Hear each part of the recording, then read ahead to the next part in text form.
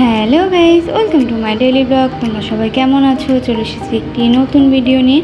আর সারাদিন আমি কিভাবে কাটালাম তোমাদের সাথে সেটাই শেয়ার করব। দেখো সকালে ওয়েদারটা কতটা সুন্দর ছিল। তারপর কিন্তু সকালে উঠে মেয়েকে চিড়ে কোলে খাইয়ে নিয়েছিলাম। তারপরে নিজেরা ব্রেকফাস্ট করার পর এখানে মিড মর্নিং হিসেবে মেয়েকে আমি দুধ আর কলা দিয়েছি। তারপর দেখো দুপুরে রান্না করতে চলে গিয়েছিলাম। এখানে আমি বাটা মাছ দিয়ে মুখি কচু দিয়ে আর আলু দিয়ে একটি ঝোল করেছিলাম।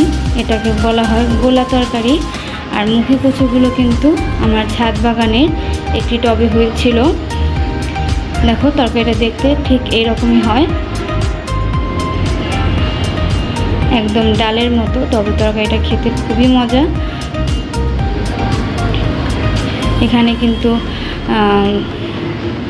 সব ধরনের ময় মশলা দিয়ে রান্না করা হয়েছে। তারপরে দেখো আমি এখানে মেয়ের জন্য খিচুড়ি বসিয়ে দিয়েছিলাম মিনি কুকারে।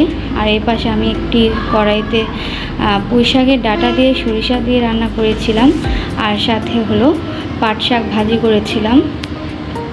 সংসারে কিন্তু আরও অনেক ধরনের কাজ থাকে, তবে সব কিছু কিন্তু ক্যামেরায় ক্যাপচার করা হয়ে ওঠে না, কারণ মেয়েকে নিয়ে আমি সব কিছু একসাথে গুছিয়ে উঠতে পারি না।